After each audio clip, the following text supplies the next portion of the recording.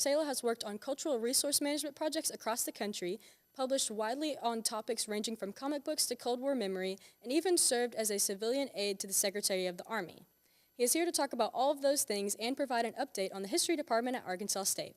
Dr. Salo, welcome to A-State Connection. Well, thank you for having me. I'm excited to be here and excited to talk about the history department, new initiatives, and just to kind of get people to know history isn't just a bunch of boring dates. We've got some exciting things, classes we offer and things that we're doing, so thank you. I was always raised on the term, to know where you're going, you have to know where you've been. Yes. And so I find it so intriguing, especially all the different courses that you teach here at A-State. There's something for everyone. And I mean, I always tell people it's like everything has a history. If it's sports, if it's, we've have, space programs, science, they all have histories. So even if you're like, oh, I don't like history because you think it's just political history, it's like, no, there's a lot of history that you can deal with.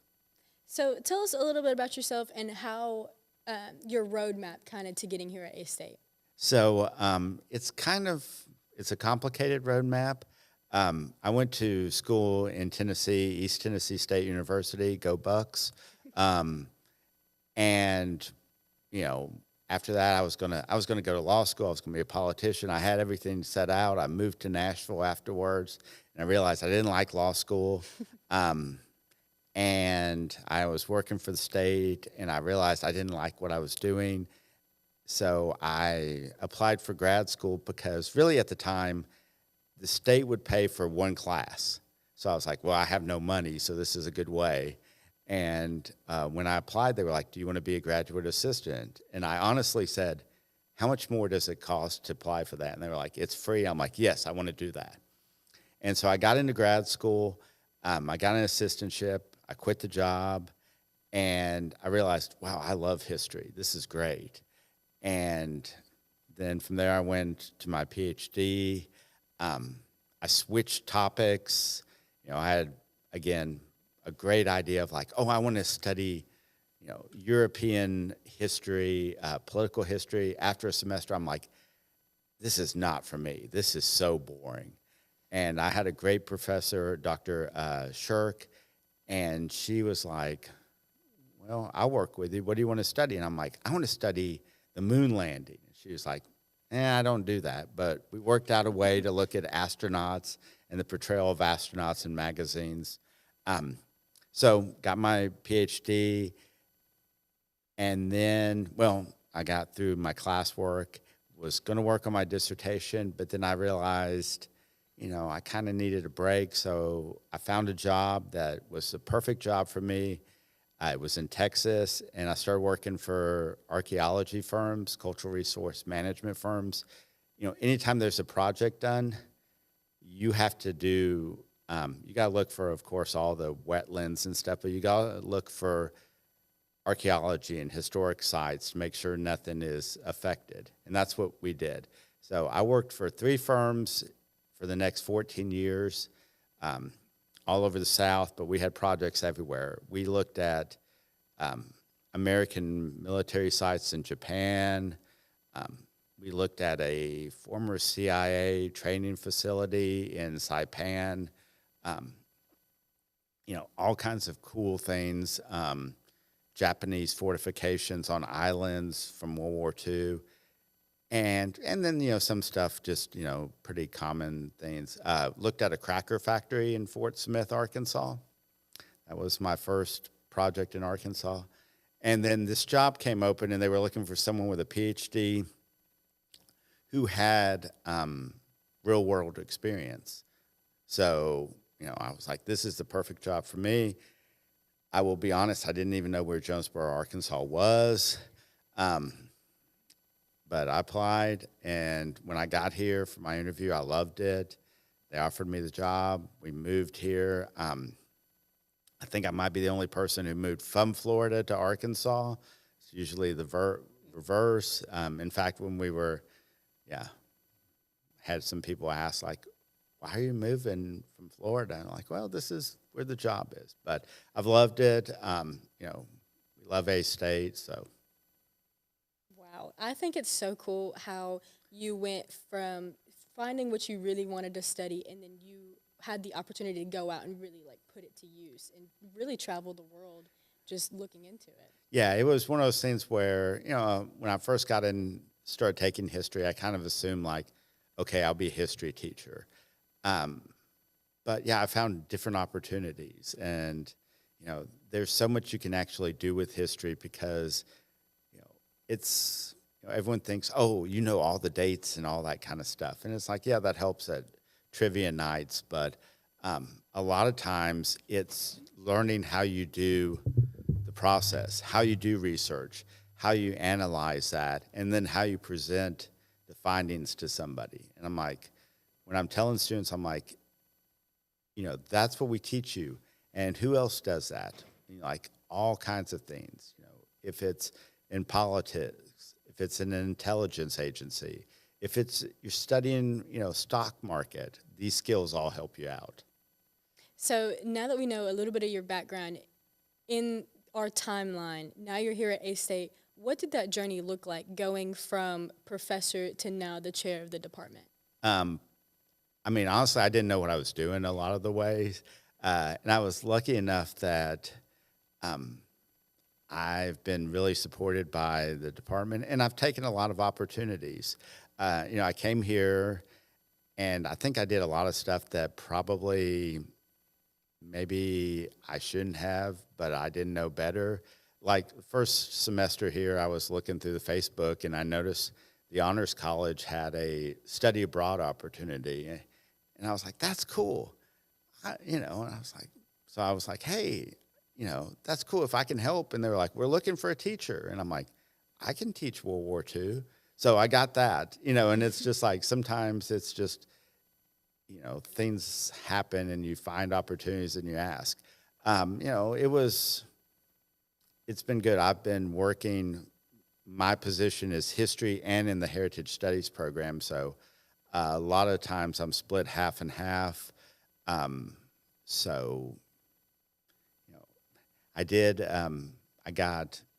We go through the process from assistant to associate professor.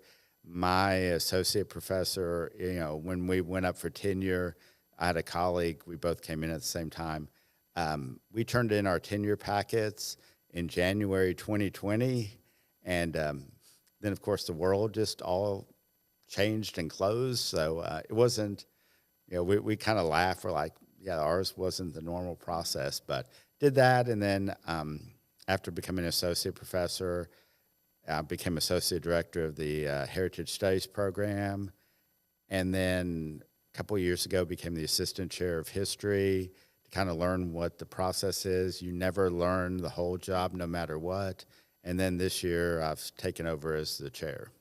So you wear a bunch of different hats Yes. here at the university. How do they all compare? Do you have a plan on how you're like, okay, I'm going to do all these things for this job, and then I'm going to do all these things, or do they kind of like mesh? Yes to both of them. Yeah. I've become a lot more organized than I ever thought I would need to be. And I have my paper calendar that I write stuff down. And then I'd use the Outlook with all the tasks and stuff. And yeah, if you had told me a few years ago I would have all this where I'm like, okay, I need to make sure I know all this stuff and keep track of it. A lot of it, the maturity level of, oh yeah, that's fine, I'll just do it. But now you realize, okay, I need to do that because someone else needs it for me to sign it so they can do their part. So yeah, it's, I have carved out on my calendar though, this is the time I do my research and writing. And, big do not disturb, and put my sign up on the door so that and everyone's real good of ignoring, of like letting me do that. I'm like, if something's on fire, tell me. But other than that, I'm pretty cool. So Yeah. So now that you've taken on this leadership role, what are some changes or initiatives that you've implemented thus far and you want to either keep the same or change in the near future? So one thing that we've done, and this started last year, is we're doing an online MA in history to reach more students, more people that can't do the traditional MA of coming traditionally we try to make it so it does help people having your classes at night so someone can work and then come. But, we also have people that come up from Little Rock, so it takes a while. And I always tell them, too, I'm like, listen, if the weather's bad, don't do this But the online MA is going to hopefully reach a whole new group of students, bringing them here. So we have that going. We're always looking for new opportunities for different classes to get students excited, because I think a lot of people have a bad taste with history from high school, where it's like, oh, I had to learn a bunch of dates and memorize them and put them in order. And it's like, no, we do a lot of different things. So getting students introduced to what history can be. We're working with the medical humanities minor that's been, I think it started this year or last year. And then, we're just exploring a few different changes. One thing that we did do is, and it's a minor change, but it's kind of exciting, is a few years ago, the geography part was moved under history. And so we've been working to integrate geography more into the degree, making it so that if you're a history major, you can take geography classes and they count towards the history major. And we've got some exciting geography classes. So, wow, I love it. I love how there's that constant flow of adaptability to where you always want to be better. Yeah, we it's it's a changing world, and that's such a cliche, but it is a changing world, and students want different things, and we're always trying to kind of stay up to that. Same way with like offering different classes. We have a lot of medical history classes, and nursing students and other people are interested in that. Working with the medical humanities, we've got histories of technology. We have cultural and social histories. I teach a history of comic books class, which is always pretty full and exciting and fun for me too, because it's like I get to read the comics again, and sometimes shift stuff around. I'm like, oh, well, that's cool. I want to read that, and have the students read it. Wow, I truly love that. Professor and Chair of the Department History at Arkansas State, Dr. Ed Salo, is with us on A-State Connections. Don't go anywhere. We'll be right back with more A-State Connections after this. Students should watch ASU-TV just to see the creativity that a college student can get. The creativity that some of these students have is truly amazing.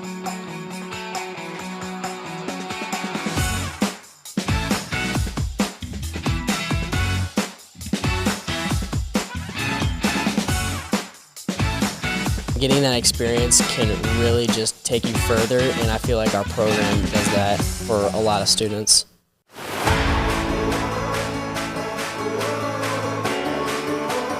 I think one of the things I learned at Arkansas State was life is 10% of what happens to you, 90% of how you respond to it, and that's just something that I live by.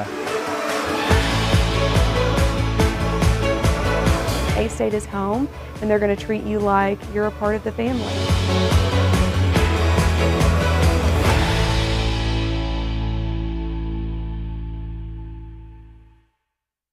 Red Wolf Radio is a student-led organization at Arkansas State University wanting to hear your takes on pop culture, music, the news, and college life. Just about anything you can think of.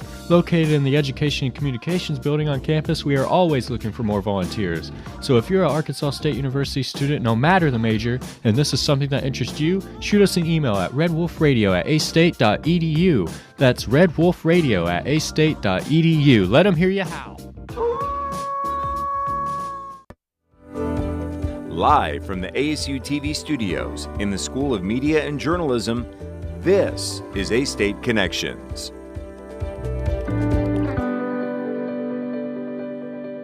Welcome back to A-State Connections on ASU-TV. I'm Julia McKee, and we are continuing our conversation with the professor and chair of the History Department at Arkansas State, Dr. Ed Salo. Again, thank you for joining us Well, today. thank you. I'm enjoying this. So we got our little introduction of you, who you are, and how you got here. You teach a wide range of courses here, from comic book history to military history. Can you tell us what draws you to such diverse topics? Maybe a short attention span. No, I mean, everything. I'm really interested in about everything. You know, there's so many topics, and it's great with history because there are the linkages. You know, it's I did my dissertation on ferry boats, but you know, you could look at the technology ferries. You could look at how they're regulated politically, the economics, the military aspects. You know, to me, it's like finding something where you can look at it through all different kinds of prisms. The comic book class we teach, it's like, you know, to me, you can look at America from 1938 when Superman Action Comics #1 came out. You can look at how comics reflect what's going on. You know, the comics were very propaganda during World War II. There was a lot of, you know, fighting the Nazis, fighting the Japanese, and then, you know, the Cold War. Everything was about the Cold War in one way or the other. You know, one of the things we talk about is, you know, atoms, atomic energy. Everyone in Marvel has something to do with radiation. Fantastic Four, cosmic radiation. Peter Parker, bit by a radioactive spider. The Hulk, gamma bomb radiation. You know, it's like everybody has like some form of radiation that, and, you know, everyone was afraid of it, but it was almost like they were like, see, it can do good stuff. But yeah, you know, and then you look at how the changing image of how women are portrayed, how African Americans are portrayed, and also politically, you know, it's when you get to the 80s with Watchmen and some of the others, you have counter narratives of the, you know, the standard propaganda type things. You know, even Captain America sort of fought Richard Nixon in the 70s because there was a president who was really corrupt and under a secret organization and everything. And, you know, they didn't say it was Nixon, but it was Nixon. And, you know, Captain America lost his hope in America for a little while. So, yeah, it's really fun to do that. I can only imagine. I didn't know that course was an option here at A-State, and now that I do, I might take it. We'll be offering it probably next year, hopefully. Awesome. So we touched on it a little bit earlier, and then we did before the show started. Your study abroad programs. Can you tell us? You told us a little bit about how you got it started, but how does that work? So usually, traditionally, is we have a course, and while it's a history course, I make it very multidisciplinary. We did one last spring, 25, that looked at the Vietnam War, and we looked at the political aspects, the military aspects, but also social aspects. We read a novel. We listened to songs about the war, or maybe not about the war, but kind of about the war. You know, because I know that a lot of people who take these aren't, you know, traditionally history students. So I try to make it so that it's not as scary. We've done one on Cold War, World War II. We've done some ones for leadership. And then, you know, it's kind of, the pinnacle is usually a trip, about 2 weeks, where we go and look at the sites associated with it. We try to talk about the sites beforehand.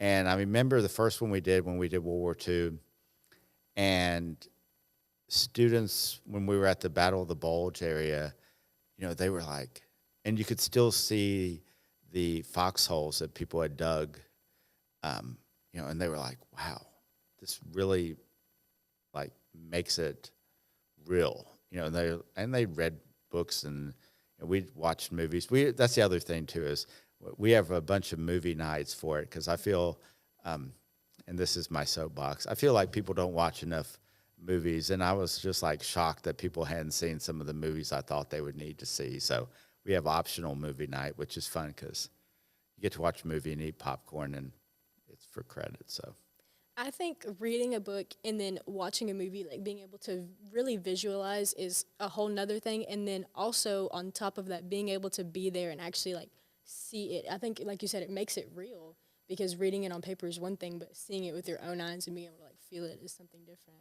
I got to do a study abroad in 1992 to Normandy, and when you're standing at Point du Hoc where the U.S. Rangers went up, and you see the craters, and you get, at that time you could go in the craters. They've stopped it now because I guess of erosion. But you're in this crater, and you're like, wow. And the only thing I could think of was like, this was like, how, just how bad and how just scary and everything it was for both sides, involved in this, and just the destruction because, 40 years later, 45 years later, it's still marking the landscape. So we talked a little bit earlier about your background and what you did on your own, and then you came here to teach. How do you incorporate the public history and like historic preservation into the classroom setting? We try to do a lot of projects. We're always open for projects to help the community. We've put some stuff on the National Register. We've worked with communities to kind of come up with ideas on how they can interpret their history. One summer, we just did a bunch of surveys of, one of them was on motels in town. I kind of like car culture. And then we looked at the area on Union Street downtown that is kind of across from Main Street, no one ever thinks of, was where all the car stuff was in Jonesboro. All the dealerships, there was repair shops, there was a gas station, and we did kind of a big study of that, and we've written some articles for the local historical society. To me, part of it is if we do research, if we do studies, we need to get it to the public, and how to do that, because if we do write a paper or whatever, it may not be read by anybody, but we put it in the historical societies quarterly so that, it's there. People can read it. They can understand it. And we look at different other ways to put that kind of stuff out. So you touched on it for a little bit, but what are some of the most meaningful historic preservation projects that you've worked on personally? Probably the number one project is when I was in South Carolina, they were widening US 17, which is the Kings Highway that goes along the coast. And we did the project, and one of the sites that was going to be impacted was the Cumbie Ferry. And it was the site of a raid by the Union Army during the Civil War that was co-led by Harriet Tubman, the Underground Railroad operator, and she had been serving as a nurse in the Union area down there, and she had kind of served as an intelligence agent, and she had helped them out. So Union forces went up. It was an African-American unit. They freed between 700 and 800 slaves that day. And, that, when you think about it, it's like, wow, how many people, when you think about the Underground Railroad, there were a few slaves at a time in each one of the little pods. But here we have 700 to 800 enslaved people freed at one time. And, so we got to do interpretation of that, studying it, and that was just really, they named the bridge that they built, the new bridge after her. So I think that was probably one of the most impactful. But we've done all kinds of projects. Another one was I did archival research to look at possible places for the remains of U.S. soldiers in World War II during the Battle of the Hurtgen Forest. And it's so cool when you see, the U.S. government announces, oh, we found so-and-so, and you're like, that was one of the people that was in my report. And, you feel like maybe I did a little something to help bring that soldier home and that family some peace. So. Yes. So we talked about a little bit about how the department as a whole is really adapting to the changes. Do you have any set goals for the department in the next coming years? I've got a few set goals. Of course, we want to always expand, get more students interested, get more students interested in how history can help them, with other aspects. It's like we do have a few people that are double majors in science and history. But it's crazy. I know people are like, wow, really? And like, yeah. But, I would like to look at studying, doing some oral interviews, do some examinations of Arkansas soldiers who were in the War on Terror, from, I would say, even before 2001. But, that's the longest war in U.S. history. And there were so many people who served in it from Arkansas and around, getting their stories down so that we have it for future generations. And, explore, some of the fun things that we can also do in history. I'd like to teach history of sports more. I did history of space exploration during the COVID period, and it was okay, but, I think that'd be a lot more exciting. And I have a few kind of dream classes that are study abroad and study here. I'd like to do a pirate-themed one, and I really want to do one on Disney because I think Disney is one of those where we can study Disney and look at it in different ways, from entertainment, from music, from business, from their use of history, and then, go down to the parks and kind of see how that's laid out. And, even like mechanics and stuff with all the rides and all the robots and stuff they use. Yes, lots of interesting things happening and coming to the history department. And that will do it for this edition of A-State Connections. To keep up with A-State athletics from my point of view, make sure to follow at the McKee Media on Instagram. I want to thank my guest, Dr. Ed Salo, for joining me today. I also want to say a huge thank you to the instructor of creative media production, Galen Perkins, and his amazing students in Video Production 1, who are behind the scenes running the show today. I could not host this show without them. Special thanks to our producer today, Mr. Jonathan Reeves, and to our broadcast engineer, Timmy Arquette, Aiden Barber, and graduate assistant Reese Barnett for their help on this show. Until next time, and as always, go Red Wolves.